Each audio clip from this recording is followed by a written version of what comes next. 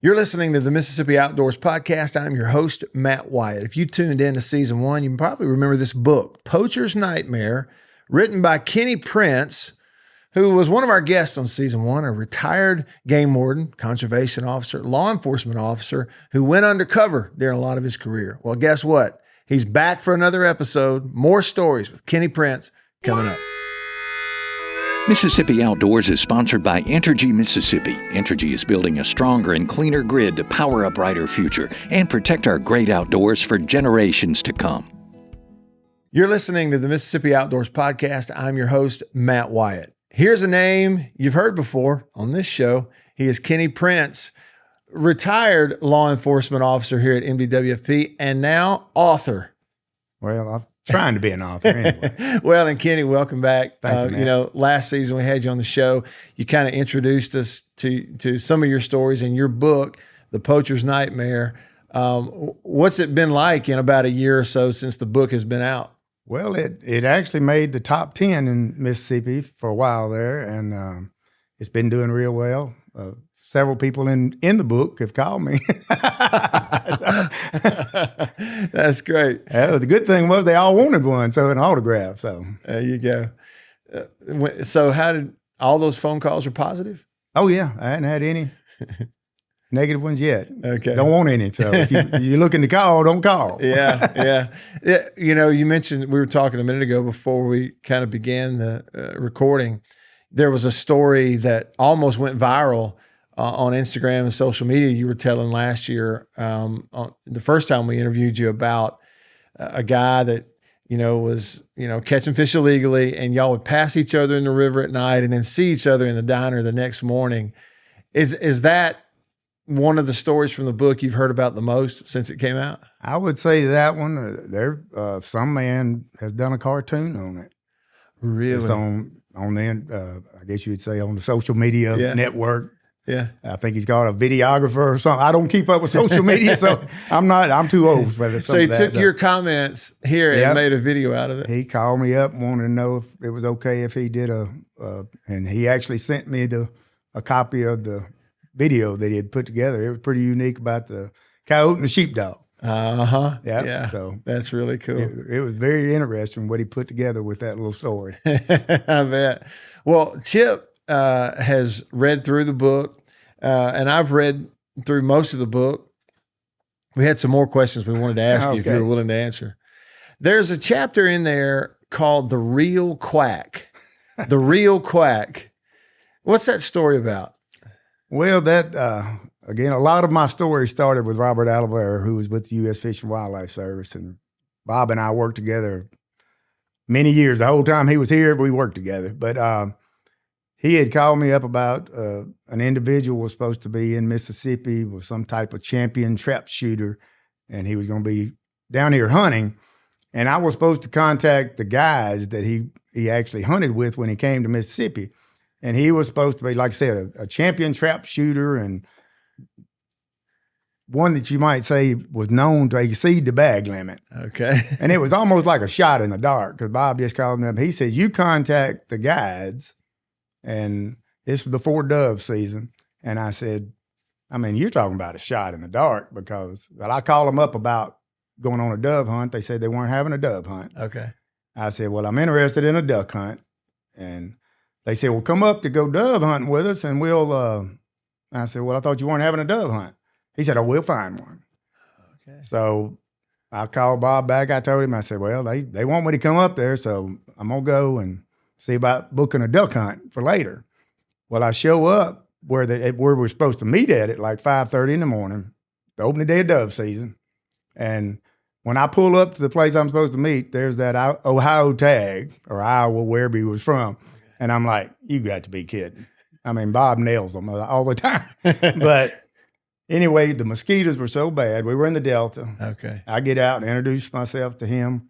Well, my other name. And what time of year was this? This was the opening day of dove season. Okay. So it would have been September 1st or somewhere right around that. And the mosquitoes were so bad, and I had a recorder going.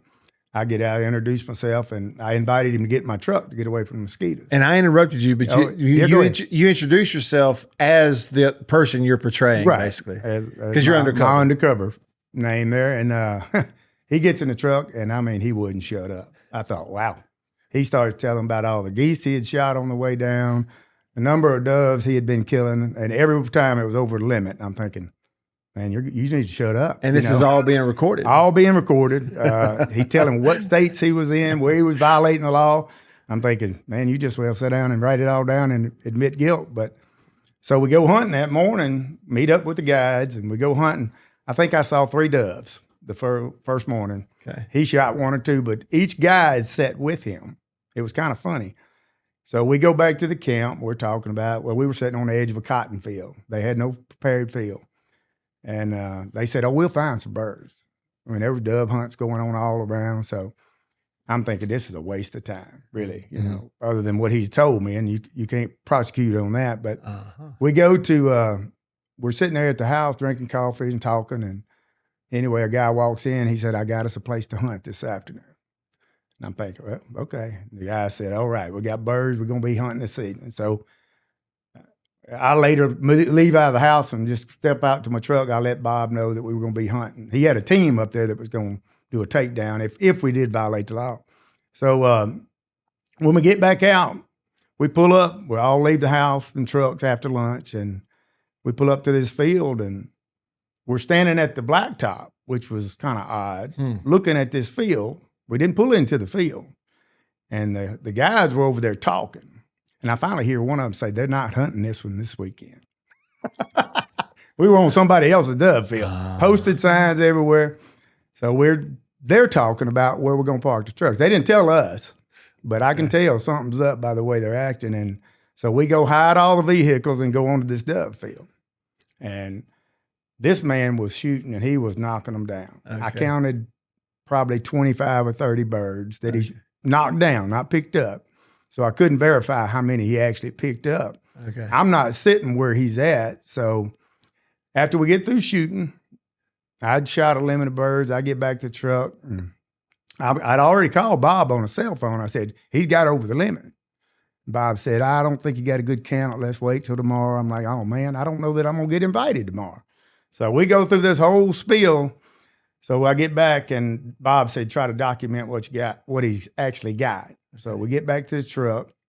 We get up there, and I just started talking about how I love to eat doves. I mean, I just love them. And 15 wasn't enough. You know, if anybody wanted to give me their birds, I'd take them. Well, he gives me all his birds. They were smart. The guides were not shooting. They signed off on every bird over limit as theirs. Okay. So they just got into the problem with him. Mm-hmm. They're signing, they're making a false statement that they actually killed the birds. And so they didn't. Yeah. Okay. And I think he had 30-something birds or something like that. So I go on to leave the field, and what I asked him, I said, is there any way y'all going to hunt tomorrow? And they said, oh, yeah, we'll be hunting tomorrow. Come on back. So I meet back up the next morning, and it was unbelievable the next morning. I think I had a limit within 30, 45 minutes. And which I had invited him to come sit with me. Okay. So I got him away from those guys, not sit with me, but I was in a ditch in the middle. It was a sunflower field and a wheat field they prepared. So when we got in that field, I'm sitting with him. He's away from those fellows. And I'm counting, he had like 40-something birds on the ground. And I could see he was stashing some. He was not picking up a lot of birds. And I had walked away and called Bob. I said, he's well over the limit. And it wasn't long. This man, every time when he raised his gun, a bird fell. Okay. I mean, he was good. He could shoot. I was just shooting up in there. And the hilarious part was the agents, game wardens and federal agents started coming into the field, and he takes off running. Up the ditch. We were out in the ditch. Yeah. He takes off running toward the truck. And I hollered. I said, over your head.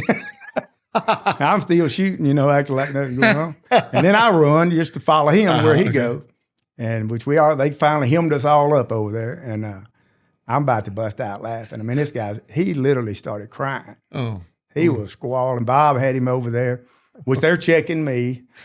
And one of the agents gets me and takes me across the field, which I'm talking to him, and I'm saying, okay, he's got birds hid here, he's got birds hid over there, and everything laying here on the ground is his, because there was nobody else close to us. Yeah. And I think he wound up with 40-something birds that they picked up. He lost his hunting privileges for 3 years, and they wound up interrogating him or interviewing him about the things he had already told me. I see. And he admitted to guilt in like 3 other states. Oh, goodness. So he had Lacey Act charges. I mean, this guy, he went down hard. They took his big over and under. There was some champion gun he had won. So, wow. Yeah. If he had kept his mouth shut, he wouldn't have been here as big a trouble as he was. But, you know, as you're describing it, and it reminds me of some things I thought, you know, the first time I talked to you, you were telling those stories. As an undercover agent, it's like being an actor. Oh, yeah. You know, and really not even an actor like in a movie or in a TV show, because that's being recorded. And at some point, the director's going to go cut. This is like being an actor in a like live on stage and in front of an audience type of thing. And has anybody, or have you ever thought about equated it to like being an actor on a stage in a play? Oh, yeah, because you got to act it out, but you got to know enough about what you're acting. Yeah. I tell you a funny one on that. I had a new undercover working with me, and we went on a undercover duck hunt. And I asked him, I said, what is your, because on duck hunts, most of the time it was businessmen or lawyers and people that, and when you sat down at the table, you had to be able to talk your business. I mean, people read through that pretty quick if you're a businessman. Yeah. And I'm not a businessman. So I owned a lawn service because I cut grass all my life. As a kid growing up, I had a yard service that I went around and did that. So it was easy. Nowadays, there's some very big landscaping businesses, and nobody wants to talk about cutting grass. So my stories are pretty short. You know, I can tell them what size mowers or something. But the man that was with me that day, he was undercover with me, I'm talking about. We were on a big duck hunt in Arkansas, and I asked him, I said, what kind of business are you going to tell him you're in? He said, I've got storage units. I said, really? I said, okay, that's a big and growing thing now. He said, oh, yeah. So we're sitting down at the table, and he brings up the storage units. Everybody's going around the table, you know, telling them what they do, introducing themselves, talking and everything. And when they asked him what he did, well, all of them were interested because it was a big new thing with the dry storage places. And they asked him what size units, are they air cooled and he looked at me and he said 6 by 10. I'm looking, 6 by 10? 6 by 10 what? Feet? The units. And he didn't know what they were dry. I mean, he got up from the table and left. I went back there. He said, don't you say a word to me. I said, man, you got to know your stuff. Because they were all looking at investing in something, you know. Yeah. And they really wanted to know because that was a new and upcoming thing with it.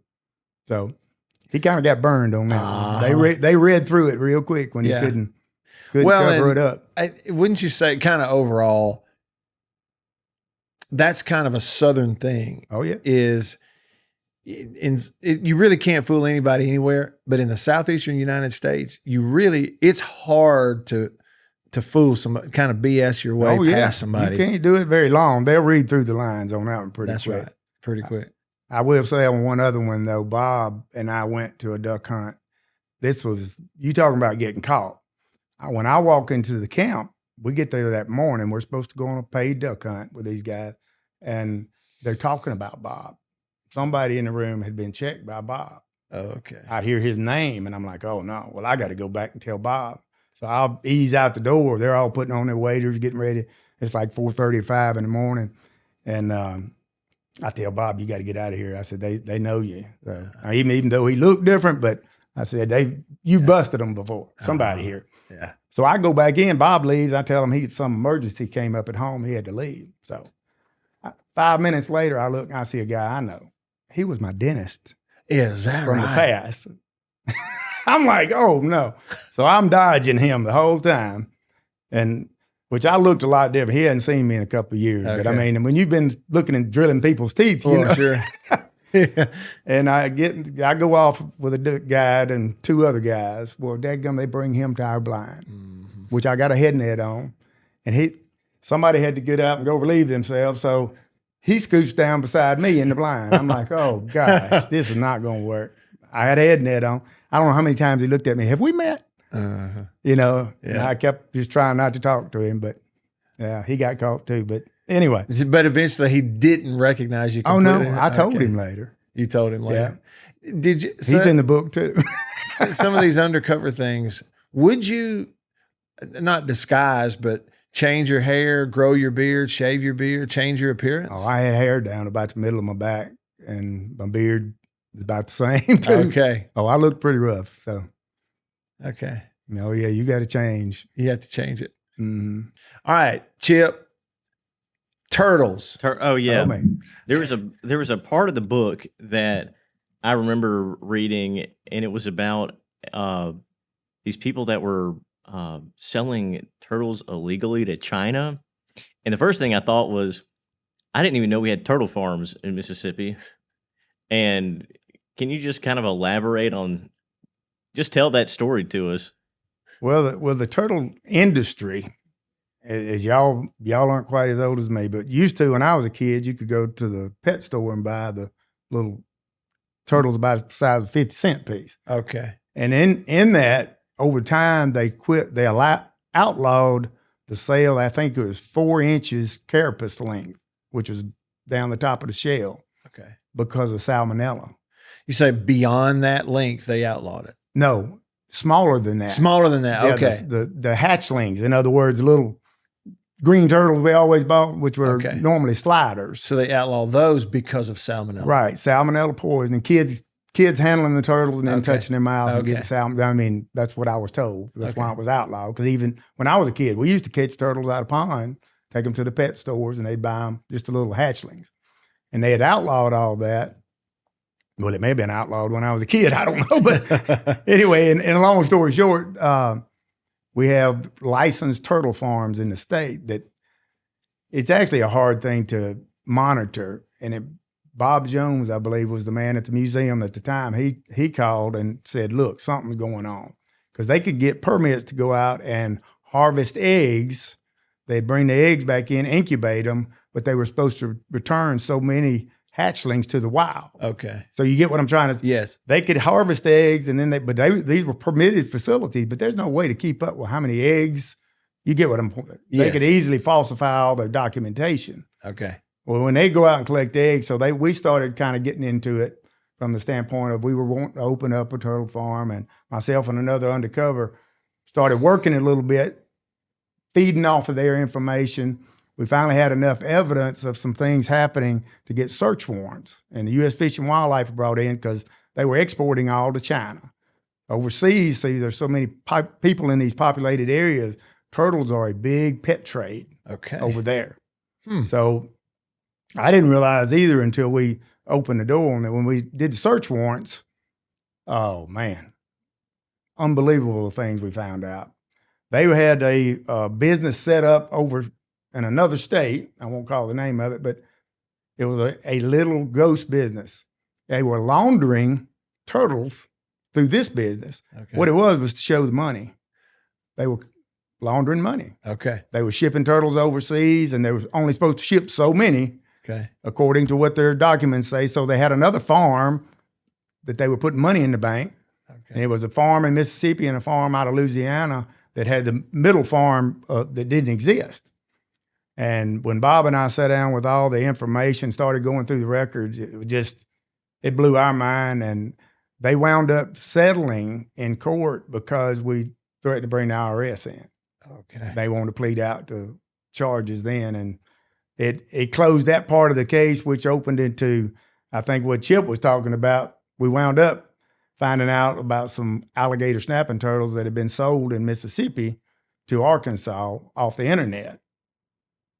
I mean, something way outside my league, but Bob gets me on that, and we wound up going to Arkansas, and I was posing as a construction guy, building a big restaurant. I wanted a large alligator snapping turtle for the aquarium that was going to be inside. And in doing so, the man that was going to sell, the turtle had been sold from Mississippi to Arkansas.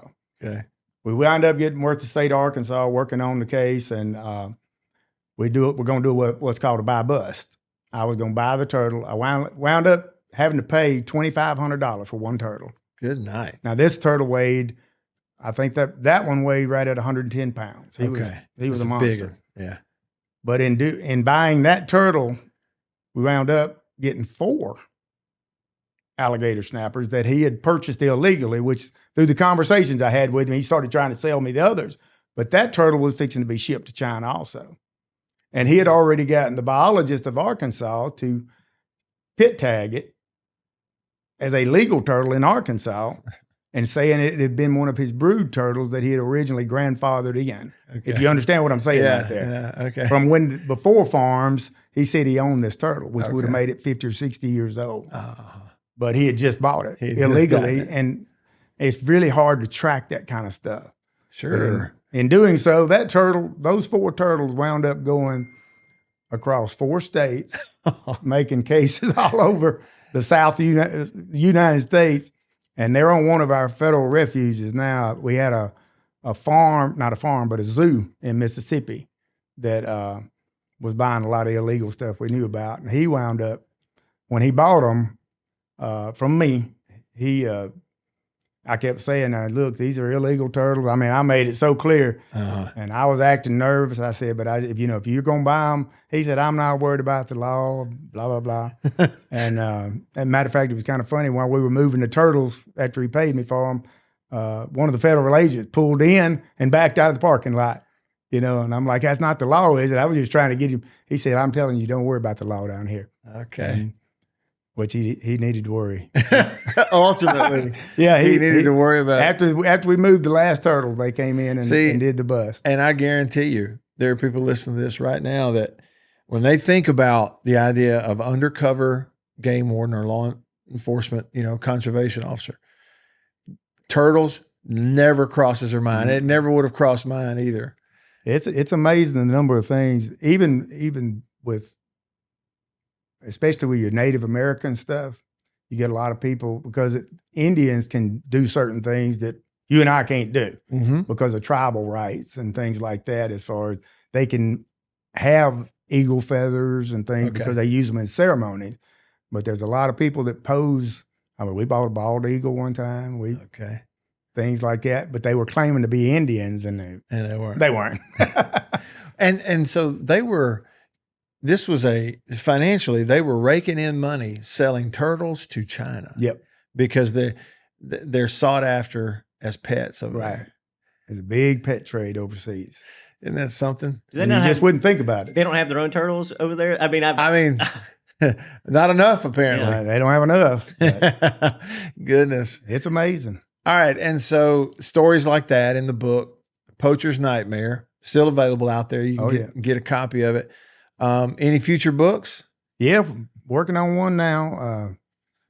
One of the things that we're going to do a lot more. I like the humorous things that I did, because I thank the good Lord every time I think about my career with the Department of Wildlife, because it's nice to get paid with what you love to do. Yeah, sure. And I would say 99% of the time I was enjoying myself working as a game warden, but and just being in the outdoor. Mississippi is such a blessed state. I mean, you can hunt year round. I mean, just about. They legally hunt year round. I'm not encouraging year round hunting, but I mean, from September to May? To May, yeah. I mean, you got something you can hunt, and then you're fishing the rest of the year. Right. So I don't know how anybody gets anything done in the state. Yeah. But we had, I think Chip mentioned Operation Rooster. That was one he had said he wanted to talk about. We had a guy that was, and this I'd say to all deer clubs, when deer season's over, get your stuff out of the camp. If you're in a rural area and you don't have security there, because this group of guys were going around as soon as deer season was over, and they were breaking into deer camps. Okay. And people may not even know it for a month if they didn't go back to camp. Right. They were stealing guns. And they were even stealing the clothes. Really? He had a whole warehouse or storage area completely full of shotgun shells, rifle bullets, you name it. Okay. And which we didn't find this out until later, but well, how did you find he it? owned a gun store, and we started working him from the front of buying a couple of guns and things from him. And we had information that he might be, ATF got involved because he was supposedly selling automatic weapons. So we wound up, we're going in the day, we'd made a couple of small purchases. They were selling narcotics, his brother was, and another guy. We'd gotten information about a possible murder. One of the guys involved, they kind of met up at this store, an old store out in the middle of nowhere. And they'd sit around and talk, which once we became one of the guys, we could just sit and listen and record. And but they had supposedly chopped up a guy that had messed him up in a drug deal and scattered his body parts. And one of them told us about this. Right. So we go in to buy an AK-47, my first automatic weapon from him. And He's a little nervous that day. I could tell the way he was acting, he was nervous. He's always, this guy could work on a gun. Well, he gets a 7mm off the shelf and brings it over to me. He's standing to my left. The other agent that was with me, he's over here on my right. We're both wired, recording everything. He says, pull the trigger on this one. He had been working on the trigger, trying to make it, a little hairy. Okay. Well, he pulls the A-bolt back. I see 3 rounds in his hand. He shoves the A-bolt back, rolls the gun back over and hands it to me and said, pull the trigger, with a lot of adjectives added to it. Yeah. We're inside a building in town, well, small town, but there's another store across the street. I get the gun. I'm wanting my daddy raised me gun safety nut. I'm saying, pull that A-bolt back and make sure. Yeah. I'm looking at him, and he encouraged me to pull the trigger. So I looked through the scope, and I kept squatting until I could see blue sky. I pulled the trigger and blew the door out. Is that right? And I'm thinking, oh my gosh. Why though? Like why? What it was, there was one round that when he rolled the gun, it slid into the barrel. It went in, okay. And when he he even goes, that gun was unloaded. I'm like, it is now. I actually grabbed it. But something was telling you. Something was telling me, check this gun. But I did hold it until I saw blue sky. It was a plate glass door on the front. And when I saw blue sky, I pulled the trigger. I'm thinking, oh, gosh. He said, that's not the first time it's happened. I'm expecting the law to come busting in any minute. Sure, yeah. And we're going to be arrested. Everybody's going to jail. And we're going to have to get out of this a different way. But he's calm as a cucumber. He goes back to the back, grabs the AK and says, let's go test fire. I looked at the guy with me, Gary, and I didn't say anything, and he's about to bust out laughing. We couldn't say anything because we're both hot. Yeah. Mic's on, and we get in the truck, and we follow him down to the middle of a field, and I test fire the AK, and it's fully auto, shoots good, pay him off, everything goes good. I'm still worried because I like to know where a bullet goes. Yeah. And I just shot a 7 mag up into the sky. And blew the door out. Blew the door out. Well, I did tell the guy, there was a guy next door, a drug dealer, came around and he's looking through the hole, which the door was shattered with just a hole in it, and which he put duct tape on it. And I'm standing at the door, the boy looks through the hole and he said, what happened? I said, that was just a red wasp, but I got him. Anyway, I called you after we made the buy. I called the U.S. Attorney's office. I said, look, man, this not good. He said, put it in the report. Don't worry about it. Just, everything's good. Well, I think I was the only person upset. And I called ATF, told the agent that was in charge that, we made the deal, everything's good. But I blew the door out of the store. And they're all getting a good laugh, but I was worried. I really was. So the next morning, I called him. I called him like 8 o'clock the next morning. I was just wanting to talk, He said, man, it's bad. You ain't gonna believe what you did. He said, call me later. Boom, hung up. I said, oh gosh, what happened? Didn't wait 5 minutes. I called him back. He said, they're all over me. I can't talk. And he hung up. I could hear people in the background, which I'm recording every time I call him. I called him like a 3rd time. And he said, man, you're not going to believe you shot that fiber optic line on the telephone pole and knocked out 800 homes up the highway. Is that right? He said, AT&T's in there all over me. He said, they can't prove it. But I said, oh, okay, well, whatever. I know where the bullet went. And it was totally unintentional that you hit that. I could have hit that line. It was across the highway. Yeah. I couldn't have hit it if I'd have tried. But what I'm saying is, you never know whether a gun's loaded or not. And those kind of things, it gave me a peace because I knew when that bullet hit that it was over with. Yeah. But they did have somebody with AT&T come testify on his behalf. So wow. That is hearing, his sentencing, not his hearing. Pull the trigger. Yep. But we wound up buying an M16, another fully auto 30 caliber, and we got stolen guns when we did the takedown. ATF was involved with the takedown. When you get in a situation where someone, I guess, mentions that they've done something that heinous, do you get kind of worried about your situation? Well, people have asked me before, were you ever scared? I said, there's a fine line between being brave and just being dumb. Mm. And I think a lot of times I was kind of dumb. Mm. Well, or you think you're invincible.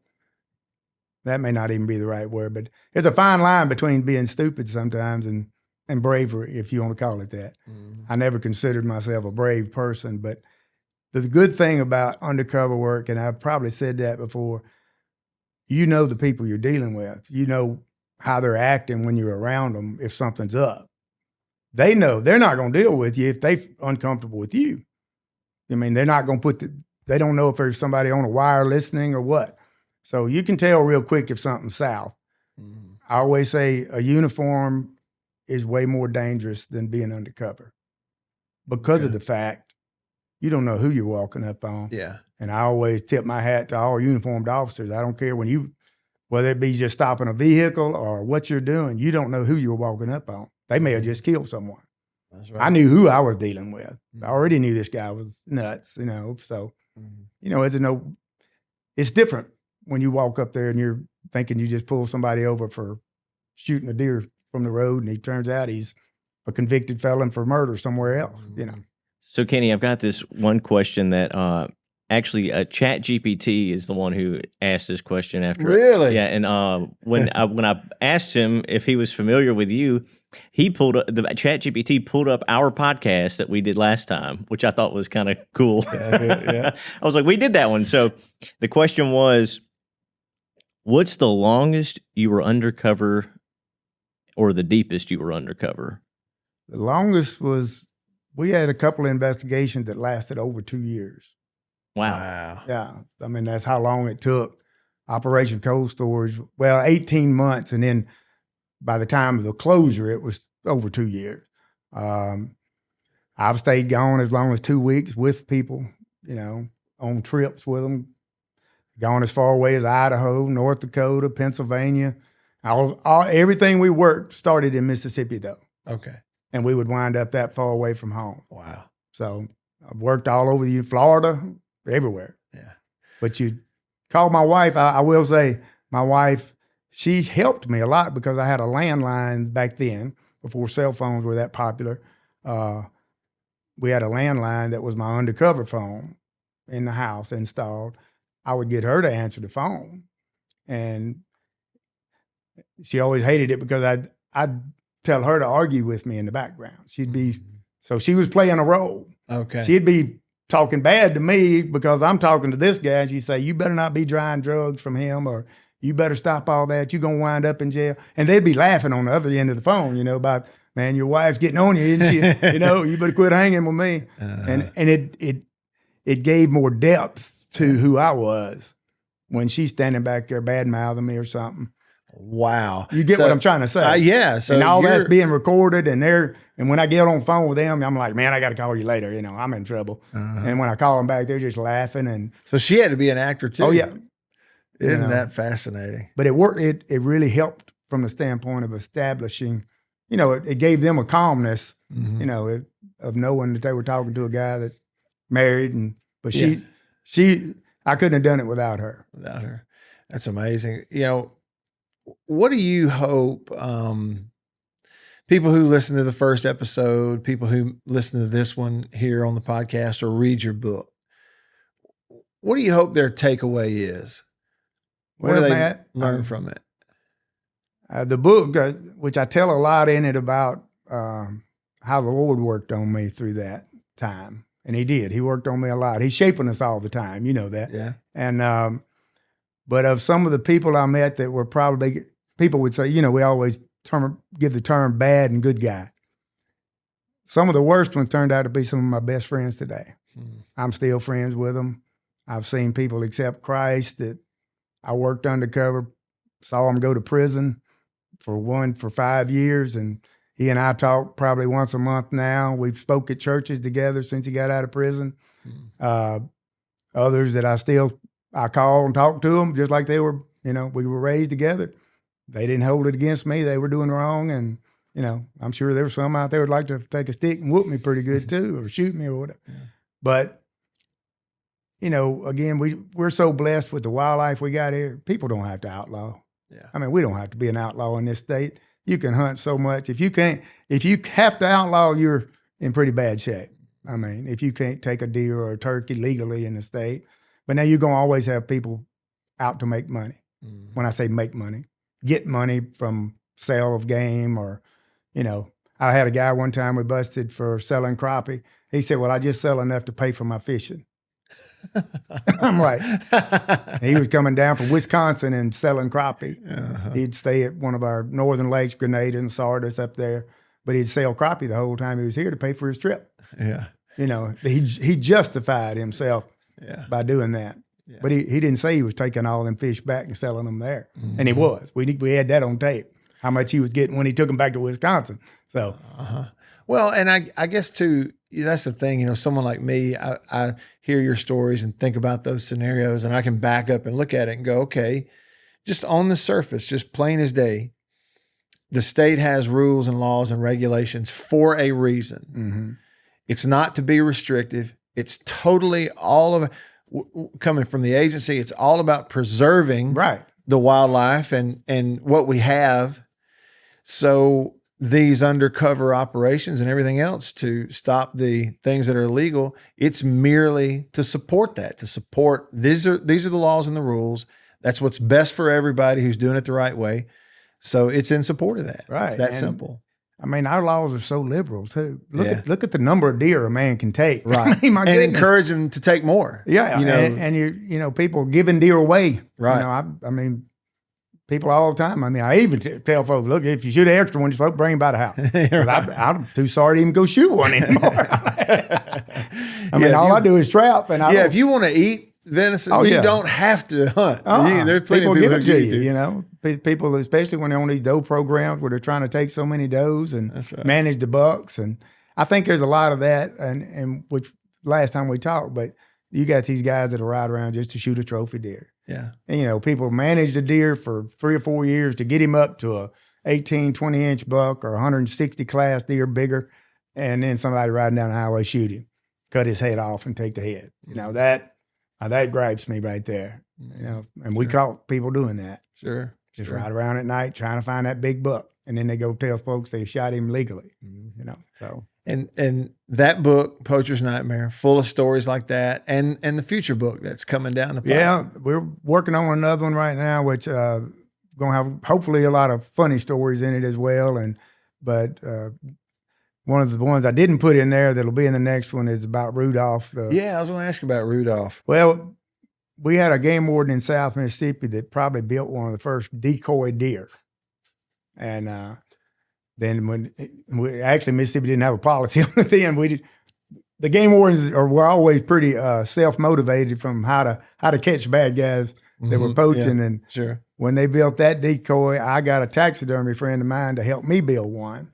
And we were using remote controls to make the head turn or the tail twitch, or even I had him rigged up on a platform where you hit the remote and he'd fall when he was shot.